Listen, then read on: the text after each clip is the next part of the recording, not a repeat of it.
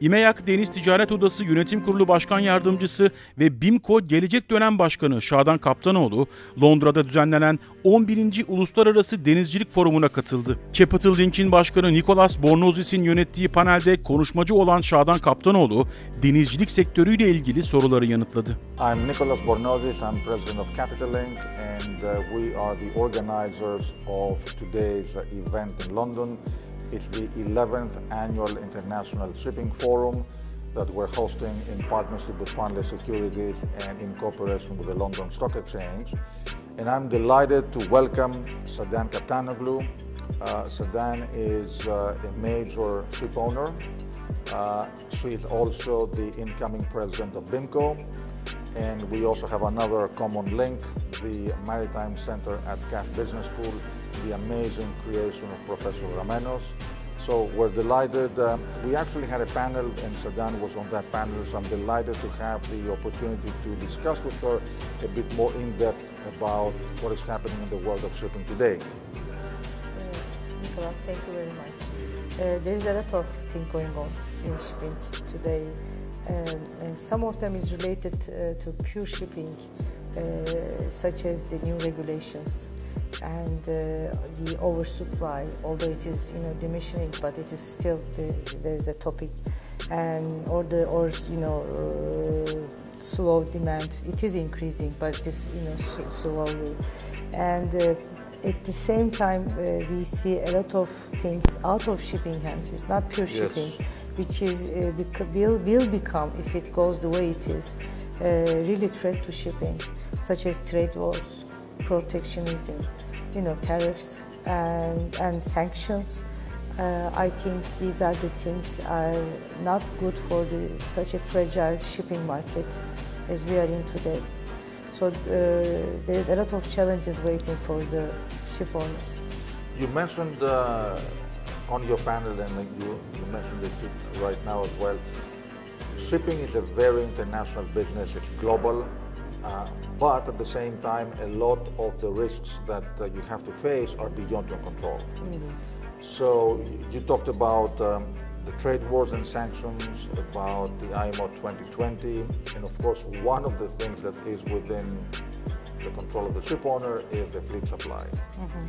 So I think if we start with this, owners seem to be a little bit more disciplined today in terms of placing new orders. But at the same time, with everything happening with IMO 2020, we are in a completely new situation. So would you like to share with us your views? You called about cooperation among the various stakeholders, refineries, regulatory organizations, and ship owners, and I think your call for cooperation is extremely important. Thank you. I really did that call because I think that it's not only needed, but it is an absolute must. First time in the history of shipping, we have a regulation that will be changing the whole game. So that's why we have to be very careful. The routine business of shipping, that you have the charterer, and sometimes it's the charterer market, and then sometimes the ship owner and ship owner market. This will not apply in this situation. We have to be very, very clever. The reason of this, that this will be our test against the world, what we can do about environment. So everybody is watching us. And as we all know very well, that we shipping people, we always comply. We are very regulated industry, but when you talk to the outsiders, the third parties, non-shipping people, their perception is not like this. So therefore, this regulation is very important. But we must do a lot of homework, and we must do, not only ship owners must do a lot of homework, such as new training plans, new management plans, because our vessels has been operated in ECA before, so I know the obstacles regarding the safety, but I know also at the same time that you can overcome this with training and manuals and all these things you can do. But at the same time, this burden, this new regulation is so important. It cannot be carried on the shoulders of ship owners. So that's why where the charters come in. Of course, it is the charter market, and they will constantly say no until they understand how important this is, and it is impossible for a ship owner to take this challenge alone. And if it fails, it will not only fail the ship owner, but it will fail the whole shipping market. So the moment they will understand this, I'm hoping that they will be more cooperative. And this is the only two party. Then you have the refineries, you have the bunker suppliers, and then you have the flag states. So that's why we have to be very clever, very much in line with each other, so that we can pursue this understanding. This shipping can be environmental friendly, and also we can fulfill what I said before, that ship owners always comply. You're very right, and ship owners always comply. At the same time, they're the ones who are called to carry the burden right now. Going back to your panel, which I thought was extremely interesting, the things that I take away are, number one, the statement of Fred Kenny of the IMO. He said that the date limit for the implementation of the IMO regulations is going to be observed. So January 2020 is the date, and that's it. It's not really going to be delayed. Actually, as you mentioned, it cannot be delayed because it takes more than technically. Exactly. So January 2020, that's the date. At the same time, the global fleet is 60,000 ships, and by that time, about 1,000 will be fitted with scrubbers. So the question is, what do you do with the other 59,000? And then we come in about the availability of compliant fuel and so on. So a lot of discussion right now. Indeed. And I think as we're coming closer to the implementation date, we are going to see reality hit in. And I think the call for cooperation that we make now will actually be forced upon everybody. Exactly. Because of the limits. Exactly. Whatever kind of negotiation or argument we can have with each other, but eventually logic dictates. Exactly. Reality hits in. Exactly. And then it is going to happen. So why I am calling this now? Because if we do this early, and that will be good for all the industry and both of the parties, all of the parties actually. And you can make this call for cooperation as a major shipping figure, but also as the incoming president of BIMCO. So can you share with us a little bit more about what BIMCO, what is your new vision, your new strategy, and what are you going to be focusing on looking ahead?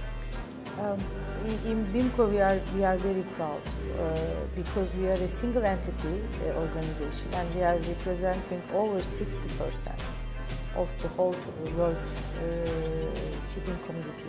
And our major members are ship owners, but we also have members of P&I clubs, ports, agencies. So it is, for me, it is a privilege to serve in BIMCO. It is an organization which was built 112 years ago. And also, I am the first woman president designate. Well noted. That is putting a lot of responsibility on my shoulders. So I am very excited for the task. I am also very lucky because we have a great board, we have a great executive committee, wonderful secretariat has been devoted for the members. So in a way, I will do my best to be the voice of the industry for the industry. I think this is very important. Also, because we are a single entity organization, we are able to hear a lot of opinions. Not one single opinion has been decided and come, but instead of it, we can hear a lot of opinions. Of course. And that is very valuable for us. Sometimes great opportunities come with great challenges. And I think my presidency we'll be just coming to 2020 Super Cup, and then then I will serve as a past president if God allows, and then that will be the coming days, greenhouse emissions and everything. So clearly, one of my targets and my topics will be environment, and then I will be looking at the other things as well. But what is really overall important for me is to be able to be the sensible voice of the industry. That's very important. Absolutely, and I have no doubt that you will. I hope so. I hope so. Thank you. And if I can also go to the next question, tell us a little bit about Turkish shipping. After all, you're a major participant in the global markets, but also in the Turkish shipping. Yes, Turkish shipping is growing, resisting. In that sense, I am very, very proud of my fellow Turkish shipping community. We are particularly growing on the ship maintenance, ship repairs, and for the niche new building types. We still continue on that, and Turkish fleet is, despite of the crisis, are holding up, and it also is growing as well. Of course, we have a different scale than, for example, our dear neighbor Greece. But what is important for me is in Turkey, we have a very well-established shipping community with a lot of history in it. And now also in Turkish Chamber of Shipping, yes, I have a new duty as well. And with our new chairman and all our friends, we have every intention to become more international and give our members, because Turkish Chamber of Shipping is different than the other chambers. Everybody related to sea shipping is a member, so we have 8,000 members in. 8,000 members? 8,000 members. From the fisheries to the marinas, you name it, we have it as a sea industry. This must be one of the largest chambers of shipping. As far as I know, it is the largest one. So we have a very big responsibility towards the industry, and hopefully we'll do our best. Well, I hope that you will accept our invitation to join us in the other Capital Link forums. As you know, we organize events in Singapore, in Shanghai, New York, in Tokyo, in Athens, and we would love to have you with us under your capacity of the new BIMCO president, but also predominantly under your capacity as an expert in the shipping markets. Thank you very much. It's very kind of you. I will be very happy, always. Thank you. Thank you. So, before we conclude, is there any question you would like to ask me? Of course, Nikolas, you've been in shipping market from a different perspective. Yes, indeed. And I would like to see how you see shipping community and the shipping as an insider, but as an outsider at the same time. Well, I have been involved, as you know, in shipping mainly as it relates to the capital markets and to the investment community. And looking at shipping from that angle, I see that shipping is changing a lot. Shipping has been traditionally, I would say, more of a family business, more of a private business, more introvert, despite the fact that in terms of the business aspect, it's very international. But in terms of the operational lens, it has been more introvert and private. This is changing. Right now, I think with all the changes happening in the industry, there is a need for capital.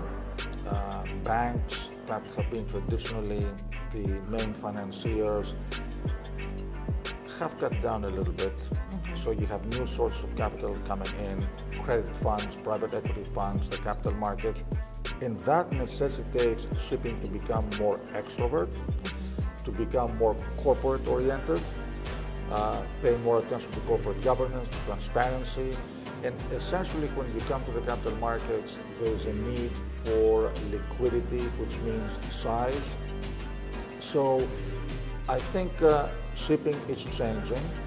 At the same time, it remains a very global business. It remains a very competitive business. And one of the things that is very interesting about shipping is It does not relate to any particular country. For example, Turkish shipping is very global. Greek shipping is very global. You do not service the Turkish Yes. economy or the Greek economy or a particular economy.